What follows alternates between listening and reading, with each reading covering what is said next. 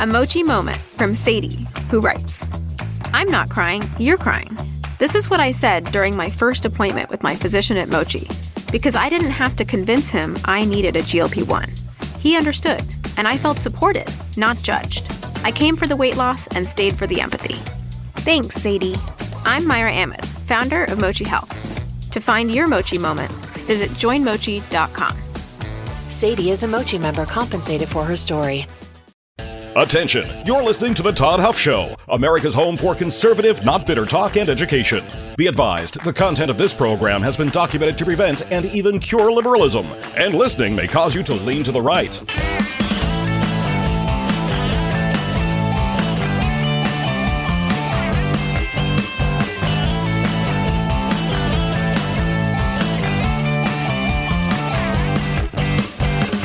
And now, coming to you from the Full Suite Wealth Studios, here's your conservative but not bitter host, Todd Huff. My friends, only a liberal Democrat sitting in the U.S. Senate could hear the phrase, our rights come from our Creator, and immediately think of an Ayatollah. This is absolutely unbelievable what happened in the U.S. Senate yesterday. I want to talk about this. I want to talk about other things, which we'll get to again in the stack of stuff today, which you can check out on our website, which, by the way, is being updated, cleaned up, revamped. I think much improved here as we're streamlining some things and some other things I want to talk about in the days to come here. But, my friends, that's ToddHuffShow.com. So that's what we're going to talk about here this morning. I want to tell you before we start, though, my friends, taking care of yourself physically is incredibly important. Taking care of yourself in all ways is incredibly important. In fact, you know, it's interesting to me when I read the Bible, for example, and I see words like love the Lord your God with all of your heart, soul, mind, and strength, and love your neighbor as yourself. It's interesting to me. You know, a lot of people say that teach that we shouldn't love ourselves, and certainly we shouldn't think of ourselves more highly than others, but it's interesting that the way that we care for and think about ourselves is how God instructs us to think about and care for others. And it's a truth that we all have a built-in inclination, interest in taking care of ourselves. And sometimes it gets tricky, I know, with the busy schedules, with the American diet, all those sorts of things, the work schedule, it gets difficult to have enough diet and exercise. And we should certainly try to do that, but we should also try to think of ways to take care of our heart health. That's where Soul Tea comes in. It has been clinically proven to reduce cholesterol, scientifically proven, my friends. And it may be able to do the same for you. I take the product. It's simple. It's inexpensive. And I think if you've got a concern or if you have a history in your family of high cholesterol or heart problems, this is a very simple, easy way, first step to take care of your heart health. Soltea.com, SOLTEA. Promo code Todd will save you 50% on your first purchase, and you'll get free shipping as well. Soltea.com, promo code Todd. All right, so let's talk here. Let's set the stage for what happened yesterday in the Senate chambers. Well, not in the Senate itself, but in one of the Senate office buildings where they were having a hearing. Tim Kaine, who you might remember was the running mate of Hillary Clinton back in 2016. Leave it to Tim Kaine, leave it to a liberal U.S. senator to find a way to take on both Jefferson and God in one hearing. The writer of the Declaration of Independence and the almighty creator of the universe himself. That's who Tim Kaine decided to take on yesterday. And I want to talk about this idea. Where do our rights come from? This is critically important, my friends, because I've heard this bantered about. I've heard mumblings of this, rumblings and mumblings out there in the media. This has been something that I've heard a couple of times the past several months. And they're questioning where our rights come from, which, again, as someone who reveres the Constitution, has a worship for the God of the Bible, and his holy word, which is above all else, by the way. But the Constitution and the Declaration are, from a secular perspective, the most important and beautiful documents ever written.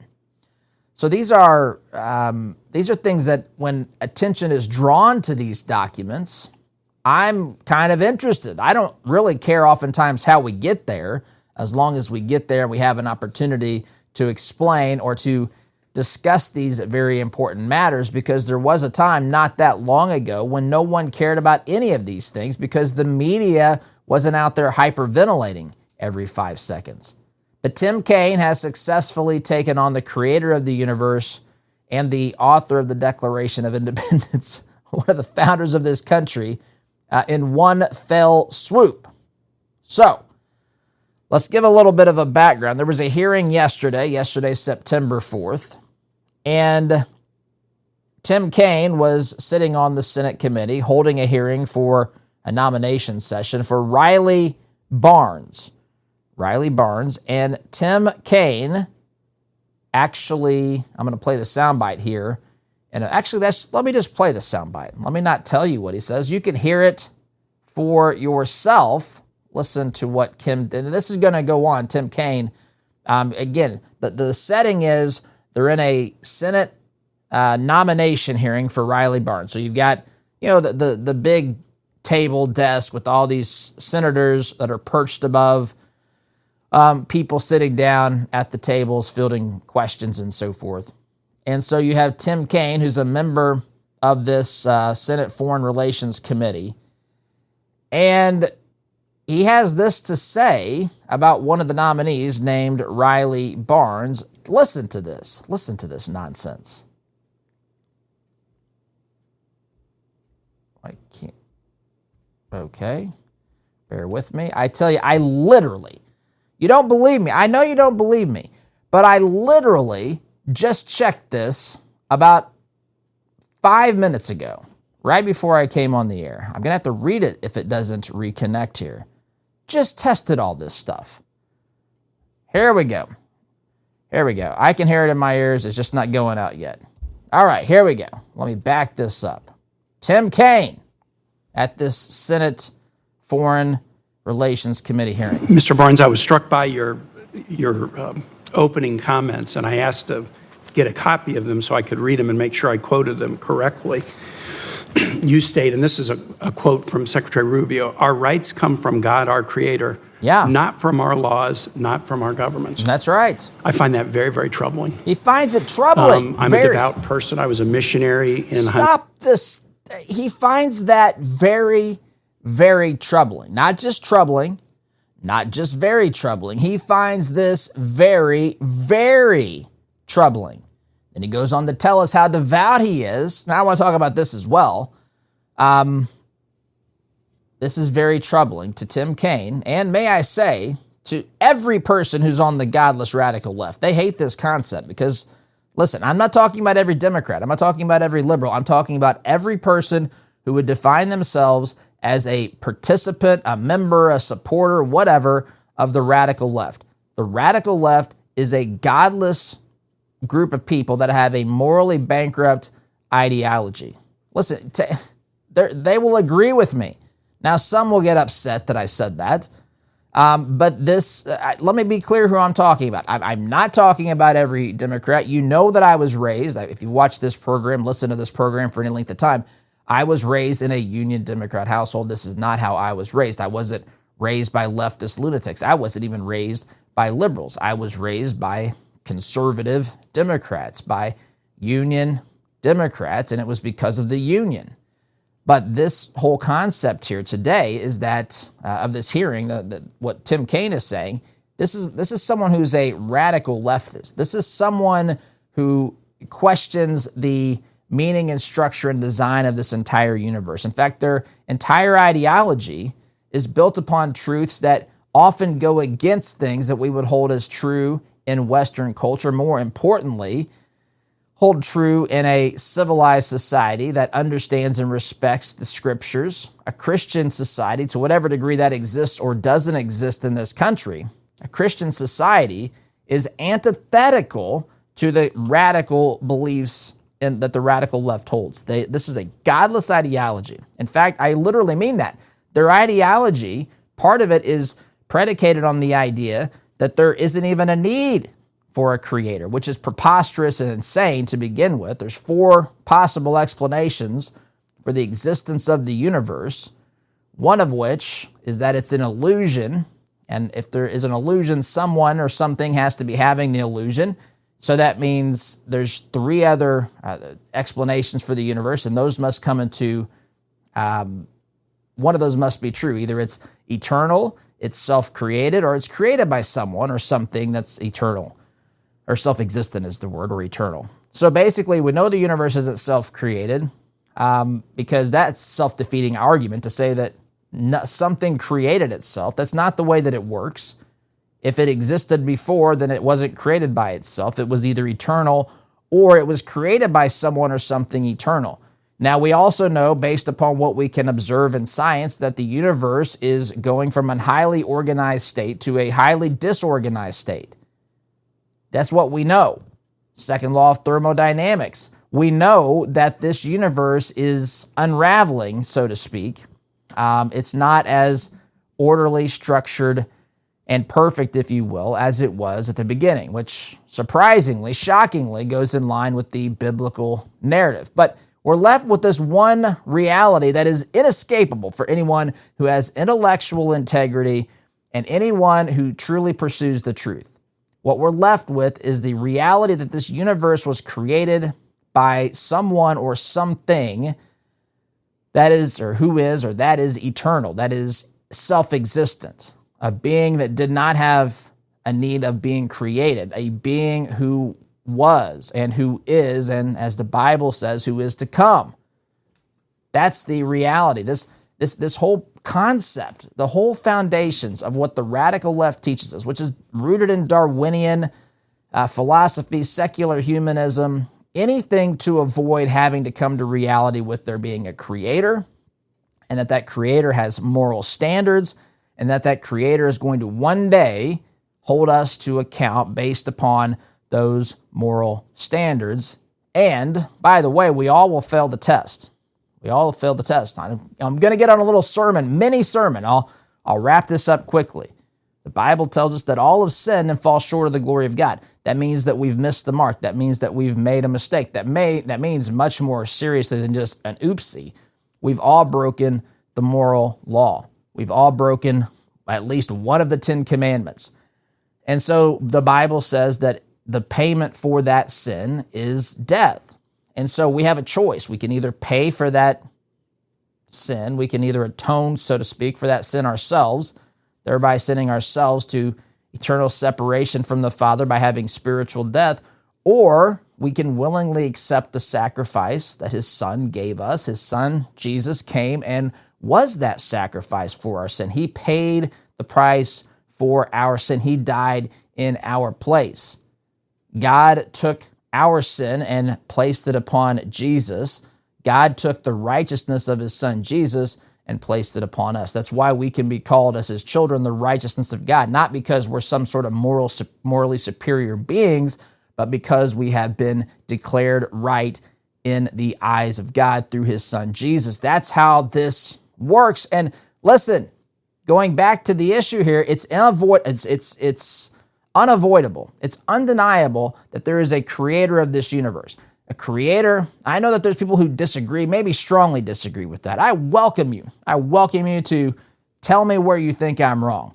I welcome the dialogue and the debate. But let us put aside this nonsense, this sophistry about self-creation or an eternal universe. We are left with the reality that there is someone or something that made this universe. It is way too structured, way too organized, and it is the only ultimately logical explanation. That doesn't even necessarily mean that Christianity and that the Bible is true, although it is, but it means that there's at least a need for a creator. Now, we are created by that creator. We are made in that creator's image. If you don't like that talk or don't want to get too Christian biblical here, that's fine. But we are created. And when we are created, He gives us rights. Rights are things that there's such a misunderstanding of what a right is. People talk about healthcare being a right. Listen, there are things that are good in this universe. There are things that are good in this universe that I don't have a right to. I have the right to my own thoughts and beliefs and opinions and my personality. I have a right to protect myself from harm. That's where the Second Amendment comes into play. I have a right to express myself and to say what I want, to question what I think. I have the right to, as an individual person, to this concept of sovereignty, the sovereignty of an individual. It doesn't mean that there's no need for government, but if you go back and look at how this nation was founded, the founders brilliantly said for the first time basically in history that instead of the people in governing power looking down upon the people and telling them this is how we're going to let you operate, they flipped that on its head. And they said to the government, they wrote in that founding document, the Constitution of the United States, they wrote in that document the rules for the government. And they basically said, you have our consent to do these things. We're empowering you. We have power as created beings made in the image of God to live our lives as we see fit. We also see the need for some structure in our society. We also see the need for there to be an enforcement mechanism against those who do things that are evil or wicked or threatening to harm people, that sort of stuff. And so we see the need for a government.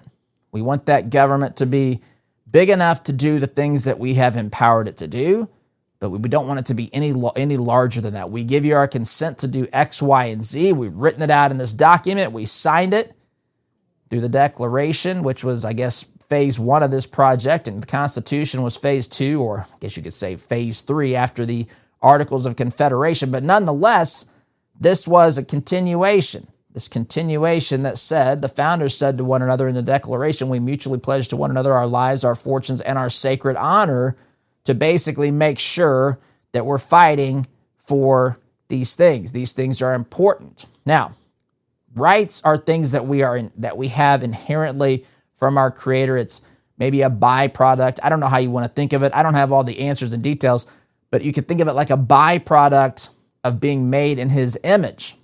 And so a right is something I have intrinsically. No government can take that away. This is critically important to understand, because if it is what Tim Kaine says here, and we only have our rights because a group of people, I mean, think about that. Think about the infinite regresses we would have to come to the conclusion that our rights come from government. Well, why did the government that's in power select those rights? I mean, why did they choose those things? See, I would say that there's a yearning of the human heart to be free. Again, because this is how God made us to be. God did not make us to live in subjection. Listen, we're supposed to respect our government and respect those who have been placed in positions of political power and so forth. Shouldn't say power, just governing power. There is certain amounts of power to that. We're finding that out as we watch what Trump is doing here nationally at the federal level, pushing sometimes the lines, the limits, but oftentimes we're seeing where those lines are, which is a good thing. Government should exercise the power it has been given. It should not exercise a power that is outside, especially clearly outside the bounds of the Constitution, and trampling upon the rights, liberties, choices of freedoms of individuals. So, Tim Kaine thinks that comes from government. If they come from government, then the government can change that. You realize how dangerous this is? That you can say what you want to say. You have the right to free speech unless 50% plus one more person says in Congress and in the Senate and then signed by the President of the United States that you no longer have that right. We have a constitutional republic. You see, this is why, man, there are so many things that come into my head as I say this, but this is why when we talked on this program about democracy and how the left always wants to talk about saving our democracy. Listen, there are certainly, undoubtedly, unequivocally aspects of our government that can be referred to as democratic. You can say, of course, the will of the people. We get to go vote, but we're electing someone, so we know it's not a pure democracy. A pure democracy is when everyone just casts a vote without someone representing them. So we know it's not a pure democracy, but there are democratic aspects. The will of the people is an important thing. It's very important. We are the ones who have empowered the government. We are the ones that have to hold that government accountable. We are the ones who are electing officials to write laws, to challenge laws, to set policies, all that sort of stuff. And there's no doubt that we have democratic aspects. But it's a constitutional democracy at best. It's not a pure democracy, a representative democracy perhaps, but it's more accurately stated that we have a constitutional republic. And that phrase constitutional means something very important. What it means is that there are things that are written in a founding document. And specifically, there's basically two aspects of this. One, this may be oversimplifying, but in general, one, there's the role of government, what it is allowed to do. If it is not written in that document, the government does not have the power. In fact, the 10th Amendment says basically whatever is not in this document has been reserved as a power by the states and by the people. So this is your job. If it's not in this document, then you shouldn't be doing it. And then on top of that, there's at the end of the document, if you want to think about it that way, amendments or an appendage to the document that says that these are the rights, not all of the rights, but these are the rights that individuals have. And it basically is saying, even if the majority, even if 50% plus one, or even if you want to say 100%, if 100% of the people vote to take away something that is a right that you have as an individual, they can't do it. See, in a pure democracy, they can. This is why they like to talk about this, because just saying democracy means that if I just convince half the people plus one more, I can do whatever I want, even infringe upon the rights of others. This is why the constitutional aspect and these bedrock foundational frameworks of this nation come into play. And it's critically important. And these things, the bedrock foundations, come not from the government, they come from our Creator. They are unchangeable, they are unalienable, they are immutable. Governments can abuse power, they can try to take them away, but ultimately these rights are there. What can they do to take away your right to free speech? They can punish you, but they can't truly take it away. It's there. There's nothing they can do to ultimately wrest that away. I guess they could cut out your tongue. They could cut off your fingers so you can't go on social media and type things anyway. Got to hurry here. Wrapping up this first segment. Friends, freedommarketplace.net. That's where you can go to find a list of conservative businesses, a directory of businesses that are pushing in the same direction you are. We've updated the website. Check it out, freedommarketplace.net. It is the exclusive directory of the Todd Huff Show. It's something that we've put together here. I invite you to go check it out. It is free for you to use as a consumer. freedommarketplace.net. I have to take a time out, my friends. Back here in just a minute.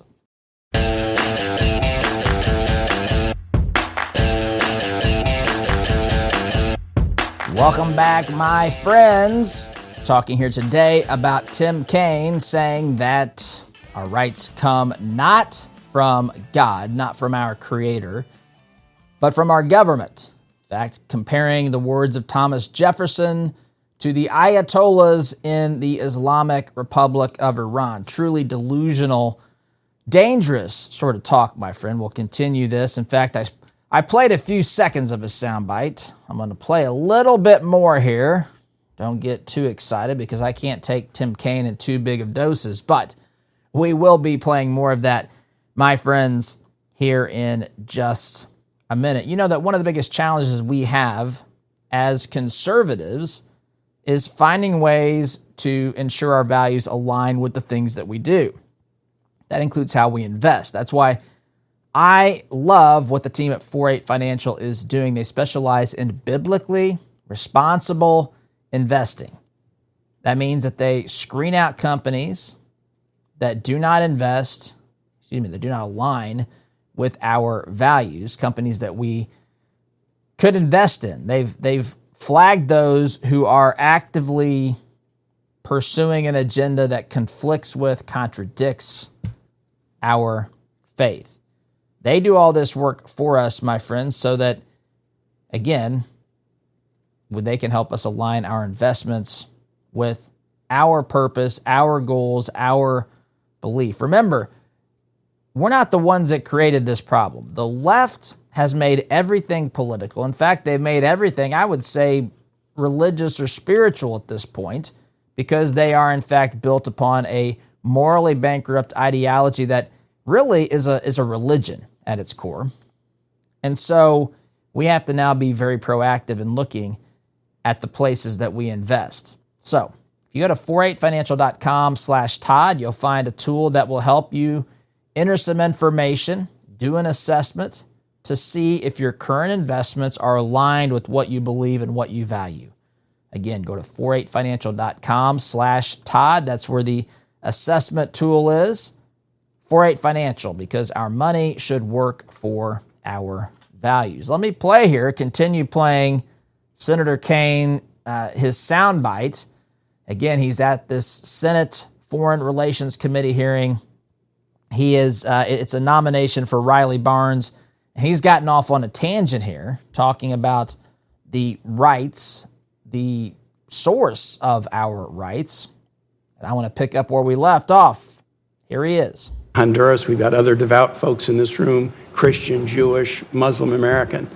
The notion that rights don't come from laws and don't come from the government, but come from the Creator, that's what the Iranian government believes. It's a theocratic regime that bases its rule on Shia law. Pause everything. Pause everything. It is quite literally written. It is quite literally written into our founding documents. This is not a confusing thing. He's saying that this happens in Iran. It happens here. Don't confuse theocracy with accepting the basic truth and premise that there is a creator. You can say that the creator is not the Christian God or is another God or whatever. That's fine. Sorry, I'm looking something up here, or trying to, and I'm the world's worst multitasker, something I didn't pull up. But you can make the argument of that, but the idea that our rights do not come from God, that our rights come from government.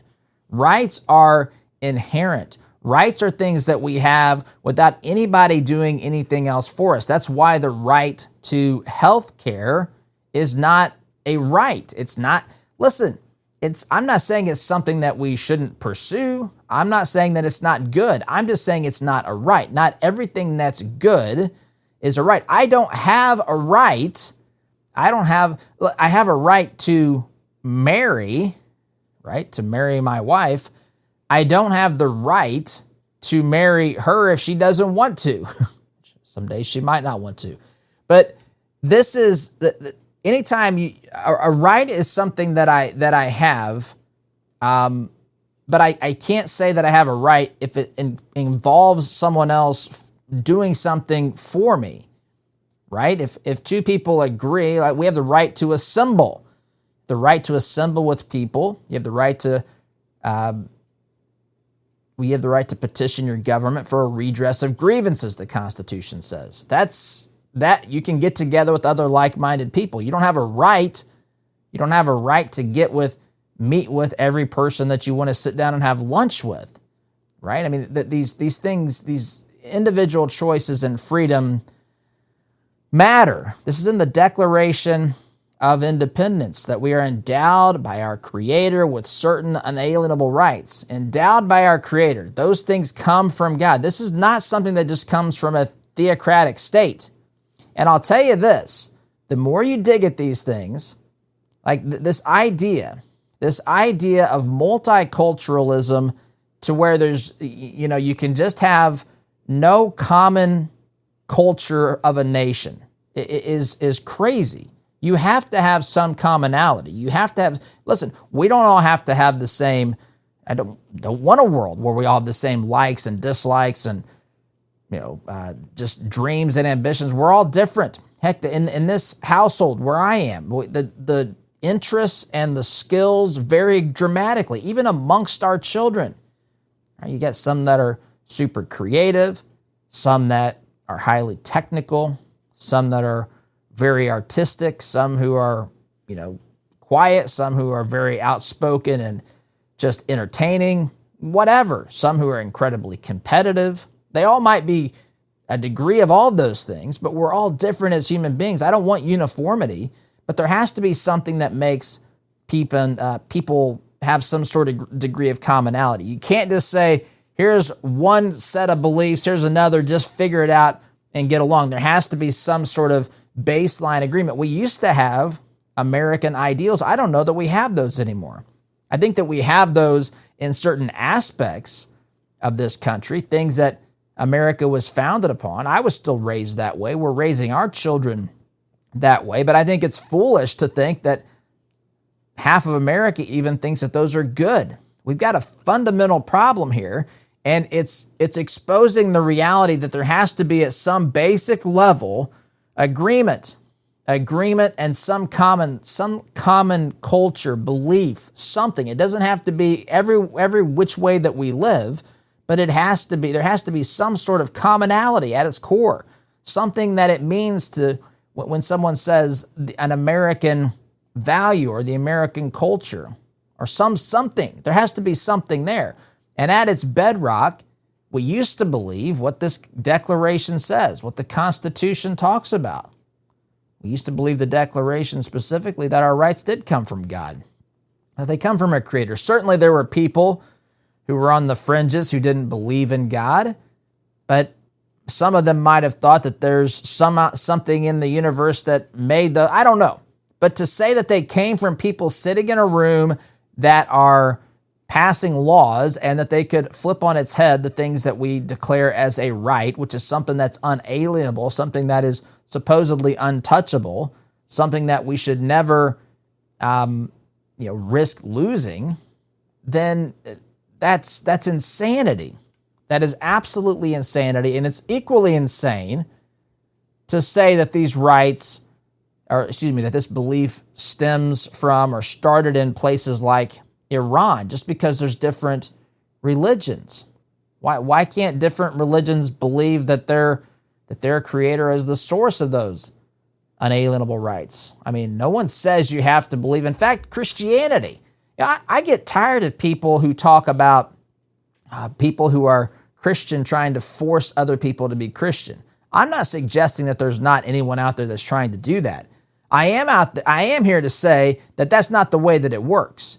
I've heard someone say once, God doesn't have any grandchildren, which I think is a profound way of saying it, which basically means, hey, just because mom and dad are children of God doesn't mean that that doesn't pass on to the offspring. It is a choice. It is a choice to accept the gift and the forgiveness of Christ. You can't force that upon anybody. God doesn't even do that. Now, he does say at the end, there will be a time when every knee will bow and every tongue will confess. That just out of factual reality, but not out of submission. If they don't want to submit to his authority, then so be it. It's sad. I don't mean it that way, but that's their choice. No one's trying to force anybody into a faith. What we're trying to do is build things upon truth, and the truth is that our rights come from our Creator, not from a group of men or women or whoever sitting in a room in Washington, D.C., writing our nation's laws. Give me a break. If they did, they would have found a way to tax those rights by now, which I don't want to give them any ideas, but I'm quite certain that they're busy working on ways to do that as well. Anyway, I'm up against the break here, my friends. Quick time out. You're listening here to the home of conservative, not bitter talk. I am your host, the one and only Todd Huff, back here in just a minute.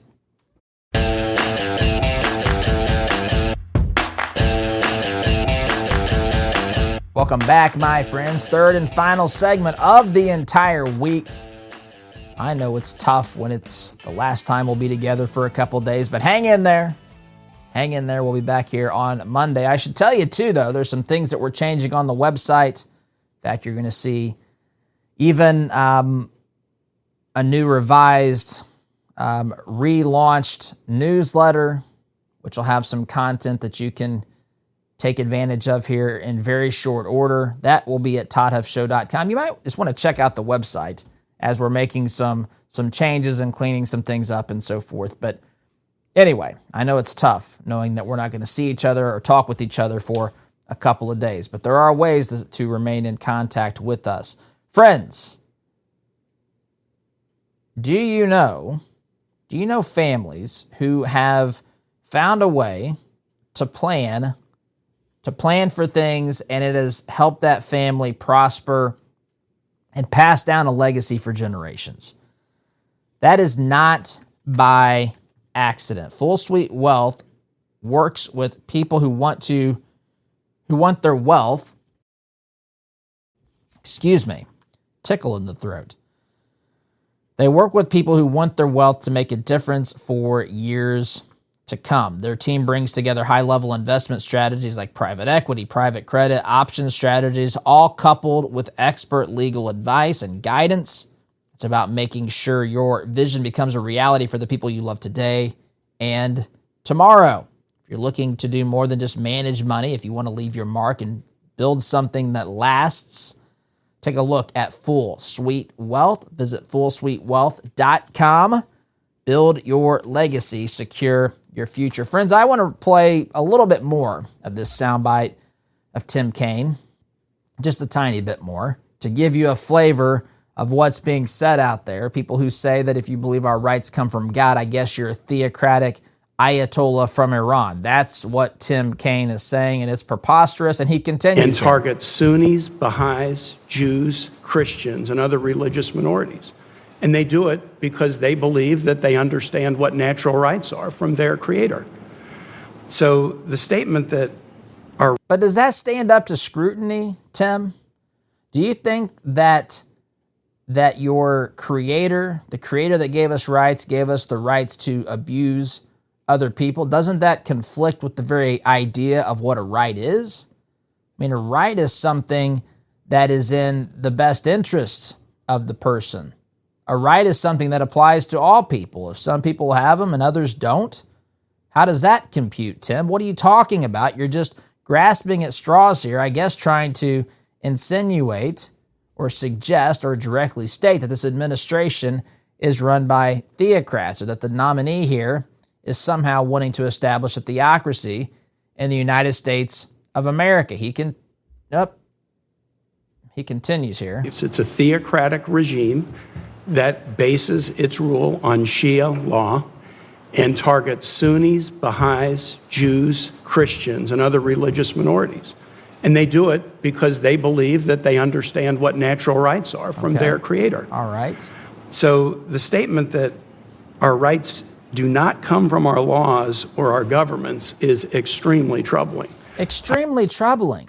So if someone misunderstands what the rights are, some individual or group out there, if someone misunderstands them, then we got to scrap the whole concept. It means that the entire premise that our rights come from God, from our creator, that has to be thrown out the window because somebody out there misunderstands what a right is.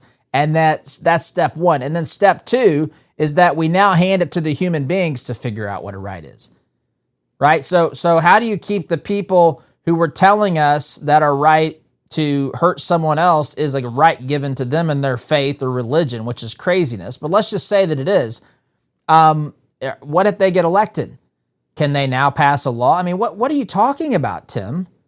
This is insanity. Just you're rambling, looking for a way to try to say again that this administration is theocratic, this nominee is a threat to our society, to our freedoms, that he's trying to force his religion upon us.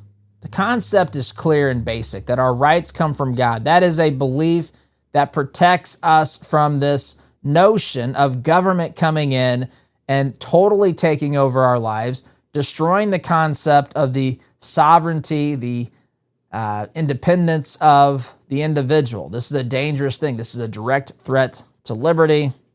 He continues a little bit more here. I think the motto over the Supreme Court is equal justice under law. The oath that you and I take, pledge to support and defend the Constitution of the United States, not arbitrarily defined natural rights. That's the point.